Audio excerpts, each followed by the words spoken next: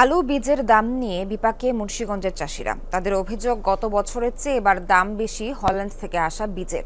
এতে বাড়ছে উৎপাদন খরচ। সিন্ডিকেটকে দুষছেন তারা। ব্যবসায়ীদের দাবি, সরবরাহ ঠিকমতো না হওয়ায় তৈরি হয়েছে সংকট। তদারকির আশ্বাস কৃষি বিভাগের। লেবুর সুঘ্রাণ আরো বেশি, ত্বকের যত্ন আরো বেশি, চলে আরো বেশি। আপনার পকেটে কি বিদেশি না বাংলাদেশি? মুন্সিগঞ্জের মাঠে মাঠে এখন এমন চিত্র, আলু আবাদে চাষিদের ব্যস্ততা, তবে দুশ্চিন্তা বীজ নিয়ে। জেলায় আলু বীজের প্রধান বাজার টঙ্গিবাড়ি। সেখানে প্রতিদিন থাকছে এমন ভিড়। কৃষকদের অভিযোগ, ন্যায্য দামে তা মিলছে না।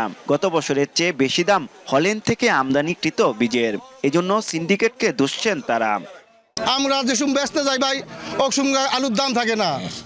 মানে আমরা যে সময় মনে করেন গৃহস্থ করি, ওই সময় সারের দাম বাড়ে, সবকিছুর দাম বাড়ে। ব্র্যাকের আলুটা বাক্সের ভিতরে ঢুকে সাইরা দিতে আছে মার্কেটের মধ্যে। এক বাক্স আলু 30,000 টাকা করে বিক্রি করতেছে। গত বছর থেকে এই বছর 10 গুণ দাম বেশি। পাবলিকে খুব হিমশিম খাইতেছে, আলু লাগাইতে পারে না, এত দাম। সিন্ডিকেট বিভিন্ন জায়গায় আলু লুকায় রাখে। ম্যাজিস্ট্রেট গেলে কম দাম বেচায়, আর হেরাক ম্যাজিস্ট্রেট গেলে ভটকে দাম বাড়াই দেয়। মানে কি কিছু করা আছে? জিজ্ঞেস করলাম যে সবাইটা কত, 31,000, আর সাদাটা কিরকম, 30,000 টাকা।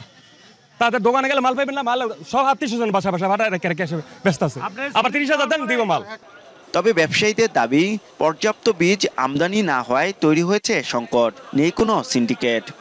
আমাদের দেশের মানুষ দেশি আলুটা নিতে চাচ্ছে কম, ওনারা সবসময় বিদেশিটা নিতে চাচ্ছে। আর ওই আলুটা একেবারেই কম আসছে, অন্যান্য ভ্যারাইটি নিতে চাচ্ছেন। আমাদের দেখেন অনেক কার্টন আছে, ওনারা নিতে চাচ্ছেন, আমরা কম দামে দিতে চাচ্ছি, নিতে চাচ্ছেন না। বক্সের যে কাঠটা আছে ওটা ইউক্রেন থেকে আসতো, এখন এই কাঠটা আছে, এই কাঠটা রাশিয়া থেকে আনতো, এই জন্য একটু কস্টিং বেশি পড়ছে। সিন্ডিকেট বলতে কিছু না, সিন্ডিকেট না, মাল অর্থাৎ বীজ ক্রাইসিস, বীজ কম, যার জন্য এই মালের দামটা একটু বাড়ছে। ব্যবসায়ীরা বলছেন সংকট, অথচ বিপণন প্রতিষ্ঠানগুলোতে এভাবেই সাজানো বিপুল পরিমাণ বীজ আলু। সংকটের অজুহাতে প্রতিনিয়ত বাড়ছে আলুর দাম, অথচ দেখার কেউই নেই। কৃষি বিপণন অধিদপ্তর বলছে, এ বিষয়ে কৃষকদের অভিযোগ তারা পেয়েছেন। তদারকির আশ্বাস দিলেন এই কর্মকর্তা। আমরা তাদেরকে বিভিন্ন সময় বলেছি যে আপনারা যে বীজ আলু নিচ্ছেন, আপনাদের কাছে দাম বেশি নিচ্ছে, আপনারা ক্রয় রসিদ তো আনতে পারতেছেন না। ক্রয় রসিদে কিন্তু তারা ঠিকই 14,500 15,000 লিখে নেয়, কিন্তু টাকা দেওয়ার সময় তারা আবার 29,000 30,000 টাকা নেয়। কৃষি বিভাগের তথ্য মতে জেলার 6 উপজেলায় এবছর 34,655 হেক্টর জমিতে আলু আবাদের লক্ষ্যমাত্রা নির্ধারণ করা হয়েছে।